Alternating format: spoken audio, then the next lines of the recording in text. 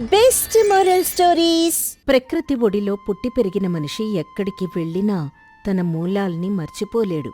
అదేవిధంగా రాఘవయ్య, సుశీలమ్మ దంపతులు దశాబ్దాల క్రితమే పల్లెను వదిలి పట్నం చేరారు. పట్నంలో మేడలు కట్టారు. కాని వారి మనసు మాత్రం ఇంకా ఆ పాత పెంకుటిల్లు, పెరట్లోని వేప చెట్టు, ఆ గలగలపారే కాలువ దగ్గరే ఆగిపోయింది. వారికి శివ అనే కొడుకున్నాడు. శివ చిన్నతనం నుండి పట్నంలో పెరగడం వల్ల అతనికి ఆధునిక సౌకర్యాలు, ఆడంబరాలు అంటేనే ఇష్టం. చదువులో చురుగ్గా ఉండి ఈ మధ్యనే ఒక పెద్ద కార్యాలయంలో ఉన్నత ఉద్యోగం సంపాదించాడు.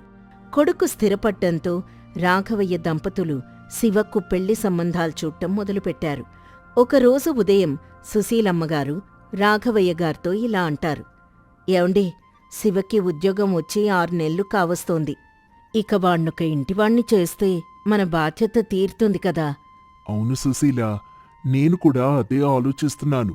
శివకి పట్నంలో చాలా సంబంధాలొస్తాయి. కాని నా మనసెందుకు పల్లెటూరి సంబంధం వైపు లాగుతోంది. మన కోడలు పల్లెటూరు నుండి వస్తే మనింటికొక కళ్ళ వస్తుంది. పల్లెటూరి పిల్లలైతేనే అణుకువగా ఉంటారు. పెద్దల పట్ల గౌరవం ఉంటుంది. అన్నిటికంటే ముఖ్యంగా కుటుంబ విలువల పట్ల అవగాహన ఎక్కువగా ఉంటుంది. అవునండి, నాకు అదే కోరిక. మన శివ కాస్త కోపం ఎక్కువ. పట్నం పిల్లలైతే ఎదురు మాట్లాడతారు. అదే పల్లెటూరు అమ్మాయి అయితే సర్దుకుపోతుంది. కాని పల్లెటూరు అమ్మాయి అంటే మన శివ ఒప్పుకుంటాడా? వాడికి ఆధునిక పద్ధతులంటేనే కదా ఇష్టం. శివ అక్కడికొచ్చి తల్లిదండ్రుల మాటలు విన్నాడు. ఏంటి నాన్నగారు, మళ్ళీ మీ పాతకాలపు ఆలోచనలు నా మీద రుద్దాలని చూస్తున్నారా? పల్లెటూరమ్మాయికి నా ఆలోచనలెలా అర్థమవుతాయి? నాకు నా చదువుకు తగ్గట్టుగా ప్రపంచం తెలిసిన అమ్మాయి భార్యగా కావాలి. పల్లెటూర్లో రోడ్లు సరిగ్గా ఉండవు, విద్యుత్తు కూడా ఉండదు. అలాంటి చోట పెరిగిన అమ్మాయి నా పద్ధతులకు సర్దుకోగలదా? నాయనా శివ, చదువంటే కేవలం పుస్తకాలు చదవడం కాదురా. మనుషుల్ని చదవడం, ప్రేమగా పలకరించడం, కష్టసుఖాల్లో తోడుండటం, ఇవి నిజమైన చదువు అంటే. అవి పల్లెటూరి వాతావరణంలో పెరిగిన అమ్మాయిలకే సహజంగా వస్తాయి. సరే, నీ ఇష్టం. నువ్వు కోరుకున్నట్టు చదువుకొని తెలివైన పల్లెటూరి అమ్మాయి కోసం చూస్తాను. కాని ఒక్కసారి నా మాట విని పల్లెటూరి పెళ్లి చూపులకి రా. నీకు పల్లెటూరు అమ్మాయి నచ్చకపోతే బలవంతం చేయను. సరే నాన్నగారు, మీ తృప్తి కోసం ఒక్కసారి వస్తాను. రాఘవయ్య గారెన్నో ప్రయత్నాలు చేసి ఆఖరికి అనురాధ అనే అమ్మాయి గురించి తెలుసుకున్నారు. ఆమె పల్లెటూరులోనే పుట్టి పెరిగిన పట్నానికి వెళ్లి ఉన్నత చదువులు పూర్తి చేసింది. వినయానికి, విజ్ఞతకు ఆమె పెట్టింది పేరని తెలిసి రాఘవయ్య కుటుంబం పెళ్లి చూపులకి వెళ్లాలని నిశ్చయించుకున్నారు. పక్కూరు నుండి అనురాధ వాళ్ల ఊరు వెళ్లడానికి బండిని ఏర్పాటు చేసుకున్నారు. బండి ఎగుడుదిగుడు దారుల్లో వెళ్తుంటే శివ ముఖం చిట్లించుకున్నాడు. నాన్నగారు, అసలిది దారేనా? ఇలాంటి గతకుల రోడ్డు మీద ప్రయాణం చేస్తే ఒళ్ళు హూనమైపోతుంది. పట్నంలో అయితే ఇదే దూరం 10 నిమిషాల్లో చేరుకునేవాళ్ళం. ఈ బండి ఊపుకి నా తల తిరిగిపోతోంది. పట్నంలో అమ్మాయిలేవైనా కరువయ్యారా? అసలింత దూరం పెళ్లి చూపులకి వెళ్దాం అవసరమా? నాయనా శివ, సహనం అనేది మనిషికి చాలా ముఖ్యంరా. ఈ కష్టమైన దారి వెంట ఎంత అందమైన పచ్చదనం ఉందో చూడు. ఆ పొలాల గట్ల మీద గాలి నీకు పట్నంలో దొరుకుతుందా? ఈ బండి ప్రయాణం నీకు జీవితాంతం గుర్తుండిపోయే తీపి జ్ఞాపకమవుతుంది. చూడు శివ, ఆ చెట్ల మీద కోకిలల కువకువలు విను. పట్నంలో రణగుణ ధ్వనుల కంటే ఎంత మధురంగా ఉన్నాయో. ఈ ప్రకృతిని చూస్తుంటే నా చిన్ననాటి రోజులు గుర్తొస్తున్నాయి. గాలి బావుండొచ్చమ్మా, కానీ ఈ ప్రయాణం మాత్రం నరకంలా ఉంది. అసలు ఈ ఊర్లో కనీసం విద్యుత్ ఉంటుందో లేదో అని నా అనుమానం. రే, ఒక్కరోజు నీ పట్నం ప్రపంచాన్ని వదిలే మనుషులతో ఆనందంగా గడపడం నేర్చుకో. అలా మాట్లాడుకుంటూ ఎట్టకేలకు వారు అనురాధ ఇంటికి చేరుకున్నారు. వాళ్ళింటి ముందుకు వెళ్లగానే అనురాధ తండ్రి రామయ్య గారు చిరునవ్వుతో ఎదురు వచ్చారు. రామయ్య రాఘవయ్య గారిని ఇంట్లోకి గౌరవంగా ఆహ్వానించారు. నమస్కారం రాఘవయ్య గారు, రండి రండి. ప్రయాణం బాగా జరిగిందా? నమస్కారం రామయ్య గారు. ప్రయాణం కొంచెం అలసటగా ఉన్నా మీ ఊరి చల్లని గాలి తగలగానే ఆ అలసటంతా పటాపంచలైపోయింది. మీ ఇల్లు భలే కళకళ్లాడుతోందండి. రామయ్య గారు చల్లని కొబ్బరి నీళ్లు తీసుకొచ్చి ఇచ్చారు. మీరు ముందు ఈ కొబ్బరి నీళ్లు తాగండి. ఇప్పుడే చెట్టు నుండి తీసినవి. ఇవి చాలా తియ్యగా ఉంటాయి. సుశీలమ్మ కొబ్బరి నీళ్లు తాగుతుంది. అబ్బా, ఎంత రుచిగా ఉన్నాయో! అమృతంలా ఉన్నాయి. ఇది అచ్చమైన ప్రకృతి సిద్ధమైన పానీయమంటే. నిజంగా చాలా బావున్నాయి. ఇంత స్వచ్ఛమైన కొబ్బరి నీళ్లు నేనెప్పుడూ తాగలేదు. రాఘవయ్య కుటుంబం నీళ్లు తాగిన వెంటనే రామయ్య గారు వేడివేడి జీడిపప్పు ఉప్మా విస్తరాకుల్లో పెట్టి వడ్డించారు. ఆ సువాసన ఇల్లంతా నిండిపోయింది. ఆ, ఏమీ అనుకోవద్దు రాఘవయ్య గారు. ఇప్పుడే మా కూతురు స్వయంగా నెయ్యి కాచింది. ఆ నెయ్యి వేసి ఉప్మా చేసింది నా భార్య. రుచి బానే ఉందా అండి? రామయ్య గారు, నెయ్యి వాసన గుబాళిస్తోంది. శివా, నీకు పట్నంలో ఇలాంటి స్వచ్ఛమైన ఆహారం ఎక్కడా దొరకదురా. అల్పాహారం అంటే ఇలా ఉండాలి. రుచి అద్భుతంగా ఉంది నాన్నగారు. కాని నా పొట్ట ఇప్పటికే నిండిపోయింది. ఇంత తింటే మధ్యాహ్నం భోజనం చేయడం కష్టమవుతుంది. అయ్యో బాబూ, ఇది కేవలం ఆరంభం మాత్రమే. మా ఆతిథ్యం ఇంకా చాలా ఉంది. మా పాడి ఆవు పాలు చాలా చిక్కగా ఉంటాయి. ఇప్పుడు పాలు తాగుతారా లేక తేనీరు తీసుకుంటారా? శివ ఆశ్చర్యంగా. అయ్యో వద్దండి, ఇప్పుడే కొబ్బరి నీళ్లు తాగాను, ఉప్మా తిన్నాను. మీ మర్యాద చూస్తుంటే మా పొట్టలు పగిలిపోతాయేమో అనిపిస్తోంది. వీళ్ళ మర్యాద చూస్తుంటే మనింటికి వెళ్ళాలనిపించటం లేదు సుశీల. వీళ్ళ మాటల్లో ఎంత ఆత్మీయత! మనుషుల మధ్య దూరం పెరిగిన ఈ కాలంలో ఇలాంటి ప్రేమ దొరకడం మన అదృష్టం. ఇంతలో అనూరాధను ఆమె తల్లి శాంతమ్మగారు తీసుకొచ్చారు. అనూరాధ పట్టుచీర కట్టుకుని సాక్షాత్తు లక్ష్మీదేవిలా ఉంది. తన కళ్లల్లో తెలివితేటలు, ముఖంలో ఒక రకమైన ప్రశాంతత ఉన్నాయి. ఆమెను చూడగానే శివ మనసులో ఉన్న సందేహాలన్నీ ఒక్కసారిగా మాయమైపోయాయి. శివ మనసులో ఇలా అనుకున్నాడు. అమ్మో, ఇంత అందమైన అమ్మాయి కోసం ఎన్ని గుర్రబండ్లు ఎక్కి ఇక్కడి వరకు వచ్చినా తప్పులేదు. ఇక్కడికి రాకపోయి ఉంటే ఇంత అందమైన అమ్మాయిని నేను కోల్పోయేవాణ్ణి. అమ్మాయి చాలా లక్షణంగా ఉందండి.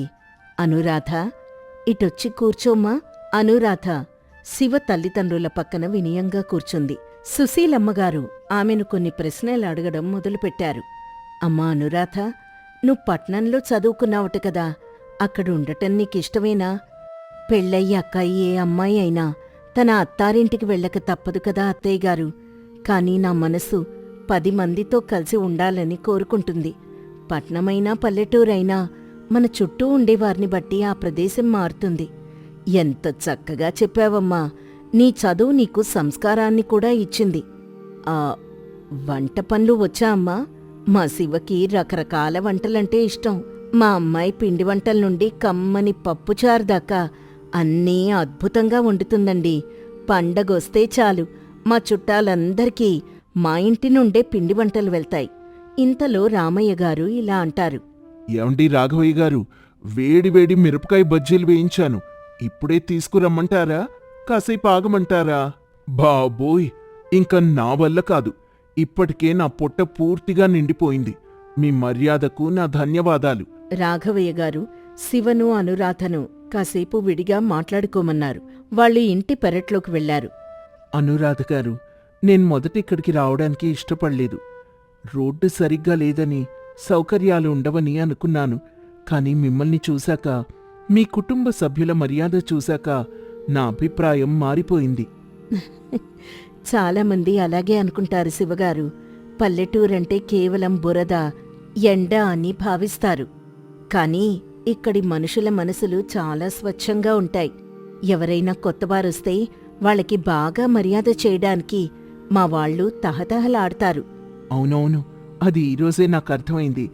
అవును, మీరు చదువుకున్నారు, ఇక్కడ పల్లెటూరులో పెరిగారు కదా. పట్నంలో మాతో ఉండటం మీకిబ్బందిగా ఉండదు కదా? చదువు విజ్ఞానాన్నిస్తుంది. కాని మనుషుల మధ్య ఎలా ఉండాలో సంస్కారం నేర్పుతుంది. మీరు, అత్తయ్యగారు, మావయ్యగారు నన్ను మీ ఇంటమ్మాయిలా బాగా చూసుకుంటే పట్నం కూడా నాకు పల్లెటూరులాగే అనిపిస్తుంది. నాపైన మీ ప్రేమ ఉంటే చాలు. ఆమె మాటలు విన్నాక తన భార్యగా అనూరాధ సరైన జోడి అని శివకు దృఢంగా అనిపించింది. ఆమె అమాయకత్వం వెనుక ఒక గొప్ప పరిణతి దాగి ఉంది. కాసేపటికి వాళ్ళు పెద్దవాళ్లున్న గదికి వెళ్లారు. పెళ్లి చూపులు ముగిసి రాఘవయ్య కుటుంబం తిరుగు ప్రయాణమైంది. జాగ్రత్తగా వెళ్ళిరండి. ఏ విషయమైనా మాకు ఒక ఉత్తరం రాయండి. మీ సమాధానం కోసం మేము ఎదురుచూస్తూ ఉంటాం. తప్పకుండా రామయ్య గారు, మీ ఆతిథ్యం మేమెప్పటికీ మర్చిపోలేము. ఇక్కడి మనుషులు, వారి ప్రేమ నిజంగా వెలకట్లేనివి.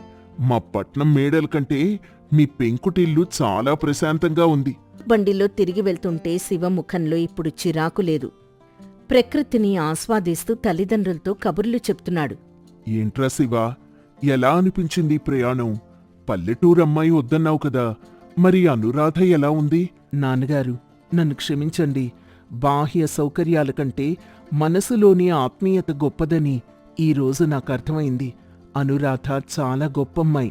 ఆమెతో నా జీవితం చాలా బావుంటుందని నాకు అనిపిస్తోంది. ఆమె విజ్ఞత, వినయం నన్ను ఆకట్టుకున్నాయి. నాకీ సంబంధం ఇష్టమే. హమ్మయ్యా, మనవాడు దారిలోకొచ్చాడండి. పల్లెటూరి ప్రేమలు అవేరా శివా. ఒక్కసారి రుచి చూస్తే పట్నం భోగాలు కూడా దిగదుడుపుగా అనిపిస్తాయి. ఈ కథ వల్ల మనకు తెలిసే నీతేంటంటే, మనిషి సంస్కారం చదువులోనూ ఉండే ప్రదేశంలోనూ ఉండదు. పెరిగిన వాతావరణం, నేర్చుకున్న విలువల్లోనే ఉంటుంది. నిజమైన అందం మనసులో ఉంటుంది. అది ప్రేమతో కూడిన మర్యాదలో ప్రతిబింబిస్తుంది. అనగనగా గోదావరి నది తీరంలోని రామయ్యపాలెమనే పల్లెటూరది. అది ఉదయం సమయం. ఆ గోదావరి నది గట్టున చేపల సంత జరుగుతోంది. ఆ నది అలల శబ్దాలతో ఉంది. ఆ గట్టున సంతలో సాంబ బుట్టలో రొయ్యలు పెట్టుకుని అమ్ముతూ ఉంటాడు. ఆ సంతలో అత్యాసగల వ్యాపారి అయిన రంగనాథం అటూ ఇటూ చూసి రొయ్యల అమ్మకందారుడైన సాంబ దగ్గరికి వెళ్తాడు. రంగనాథం గొంతు తగ్గించి, ఎరా సాంబా, ఏంటి రోజు బేరం చప్పగా ఉన్నట్టుంది? బుట్టలో సరుకు కదిలినట్టుందే. సాంబ దిగులుగా, ఏం చెప్పమంటారు షావుకారు గారు, నిన్న సాయంత్రం పట్టిన రొయ్యలివి.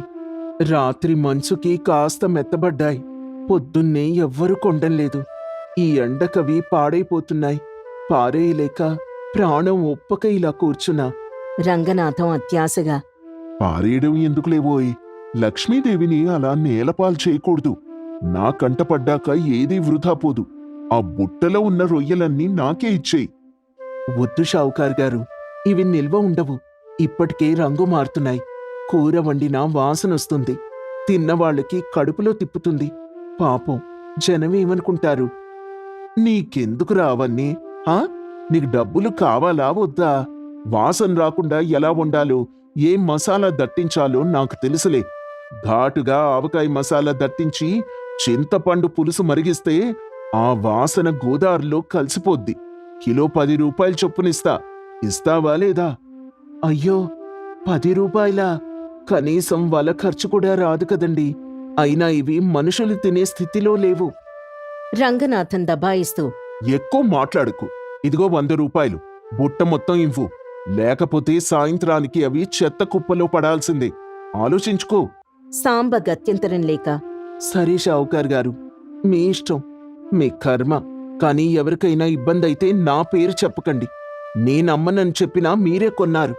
రంగనాథన్ రొయ్యల బుట్ట తీసుకుని ఈల వేసుకుంటూ పడవరేవు వైపు వెళ్తాడు. ఆ రోజు మధ్యాహ్నం 11 గంటల సమయం. అప్పుడు పడవ నడిపే నిజాయితీపరుడైన వ్యక్తి సత్తిపండు పడవ సిద్ధం చేస్తూ ఉంటాడు. జనం పడవ ఎక్కుతూ ఉంటారు. అప్పుడక్కడ ఉన్న సత్తిపండు అరుస్తూ, రండి బాబూ, రండి. లంక గ్రామాలకి వెళ్లే ఆఖరి పడవ. త్వరగా ఎక్కాలి. నీళ్లు తగ్గుతున్నాయి. ఆలస్యమైతే ఇసుక తిన్నెల్లో పడవ ఇరుక్కుపోద్ది. అప్పుడే నోటి దురుసున్న ఆడమనిషి రాములమ్మ అక్కడికొచ్చి పడవ ఎక్కుతుంది. ఆమె పరమగయ్యాళి. రాములమ్మ సత్తిపండుతో ఇలా అంటుంది, ఏమయ్యా సత్తిపండు, ఈరోజు పడవలో ఆ సావుకారు రంగనాథం వస్తున్నట్టుగా? నిజమేనా? ఆయనొస్తే నా పక్కన మాత్రం కూర్చోబెట్టకు. పోయినసారి వడ్డీ లెక్కల గురించి నా ప్రాణం తీశాడు. అవునమ్మోయ్, ఆయన గారు ఈరోజు వ్యాపారంతో పాటు ప్రయాణికులందరికీ పడవలోనే ప్రత్యేకమైన విందు ఏర్పాటు చేశారట. ప్రయాణ ఖర్చుతో పాటే భోజనం డబ్బులు కూడా కట్టించుకుంటున్నారు. అప్పుడే వచ్చిన అమాయకపు రైతైన సీతయ్య పడవ ఎక్కుతూ వాళ్ల మాటలు విని సత్తిపండుతో ఇలా అంటాడు, అవునా? షావుకార్ గారు అంత మంచివారా?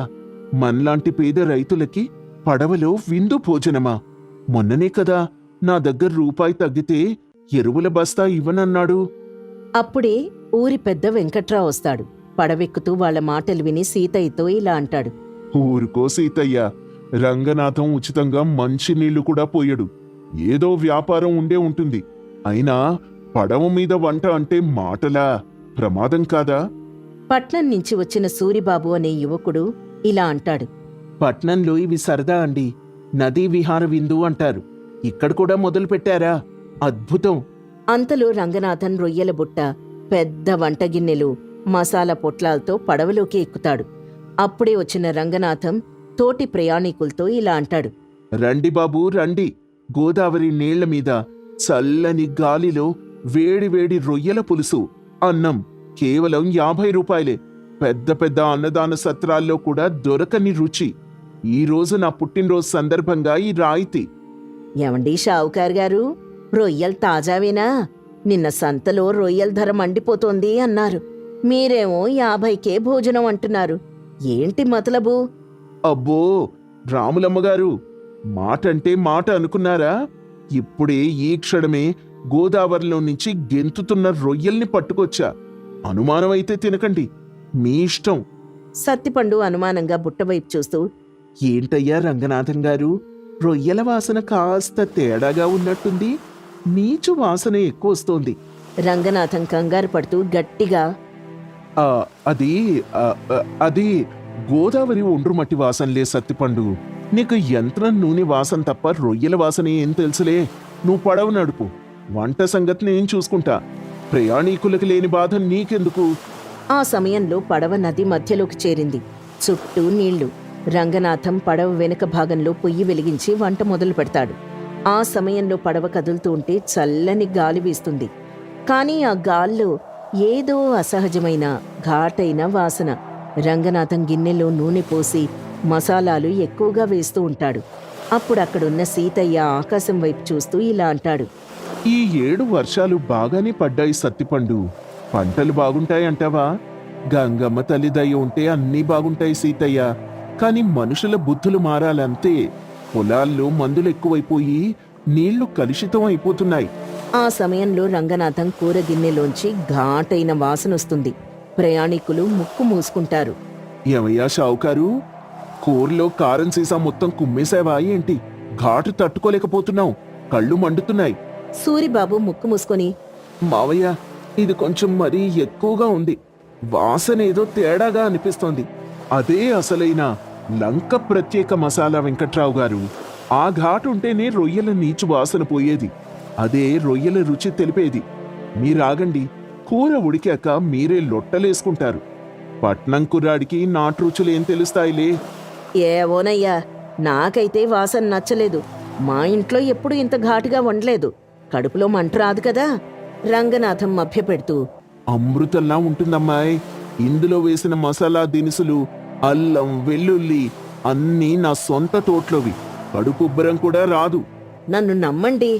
సత్తిపండు వంట వైపు చూస్తూ తనలో తాను, రొయ్య రంగు మారుతోంది గాని ఆ వాసన మాత్రం పోవట్లేదు. ఏదో తేడా జరుగుతోంది. షావుకారు కక్కుర్తి పడ్డాడు. కానీ ఇప్పుడు అడిగితే నది మధ్యలో గొడవ అవుతుంది.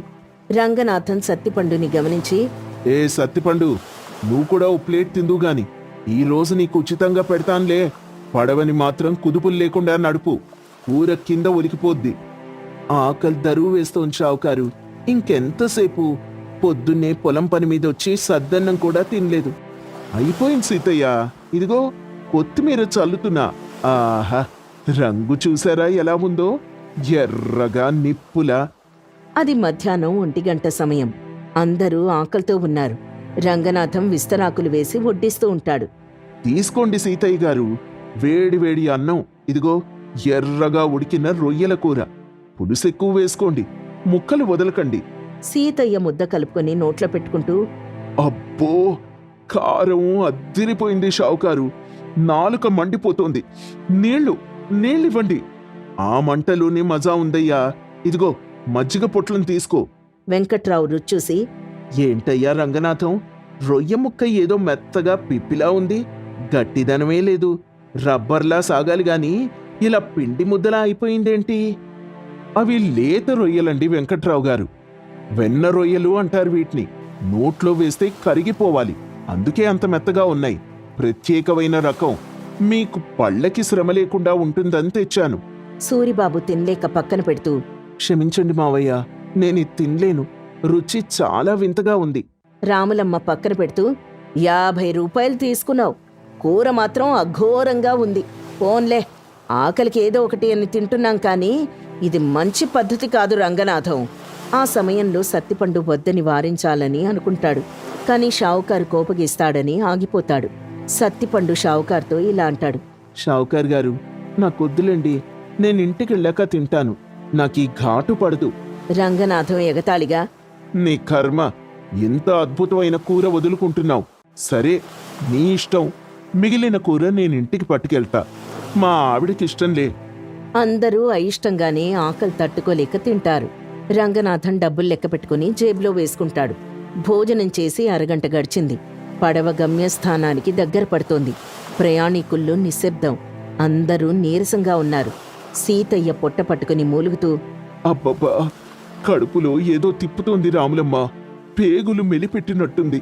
రాములమ్మ నుదురు పట్టుకుని, నాక్కూడా తల తిరుగుతోంది సీతయ్య, కళ్ళు బైర్లు కమ్ముతున్నాయి, వాంతొచ్చేలా ఉంది. వెంకట్రావు అసహనంగా, రంగనాథం, ఏం కలిపావయ్యా కూరలో? అందరికీ ఒకేసారి ఎందుకిలా అవుతోంది? నా గుండెల్లో మంటగా ఉంది.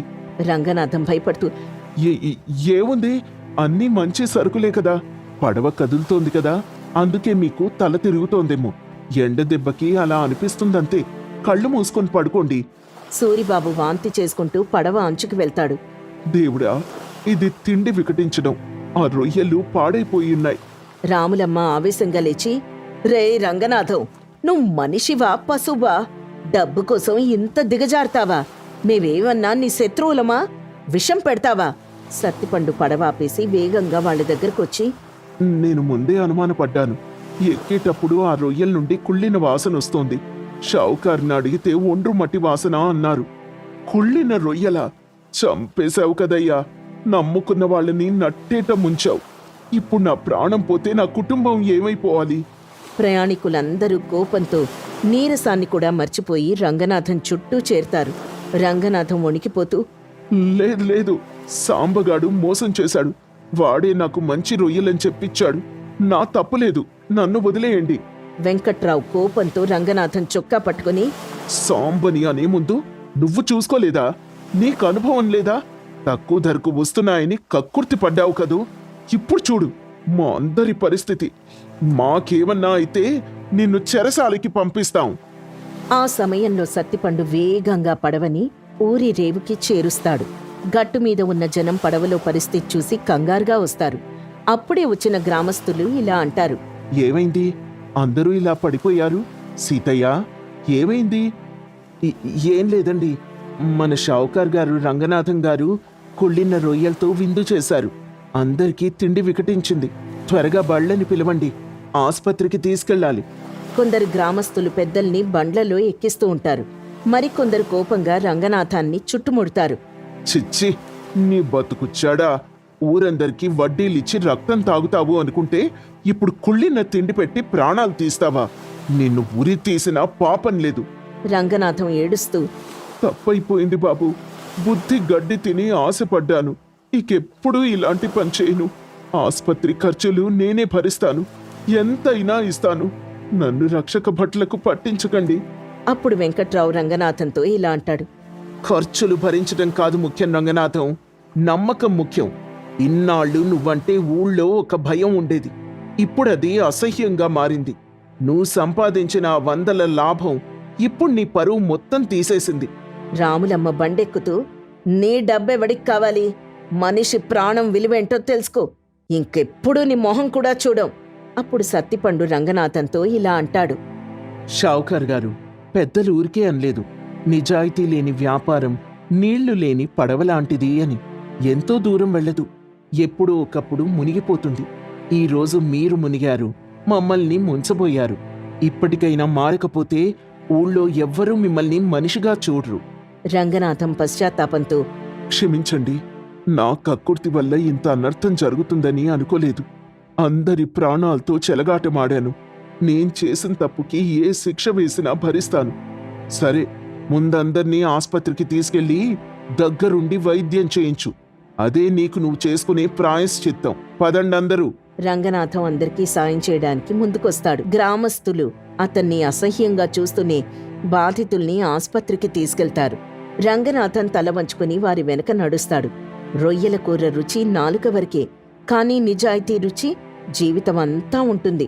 పాపం రంగనాథం డబ్బు సంపాదించాడు, కాని మనుషుల్ని పోగొట్టుకున్నాడు. పడవలో ప్రయాణం ముగిసింది, కాని ఈ పాఠం మాత్రం ఊళ్ళో అందరికీ ఎప్పటికీ గుర్తుంటుంది. దురాశ దుఃఖానికి చేటు. ఈ కథ వల్ల తెలిసే నీతేంటంటే 10 రూపాయల లాభం కోసం చేసే మోసం 100 రూపాయల నష్టాన్నే కాదు, వెలకట్టలేని నమ్మకాన్ని కూడా పోగొడుతుంది. వ్యాపారంలోనైనా జీవితంలోనైనా నిజాయితీగా బ్రతకడమే నిజమైన గెలుపు.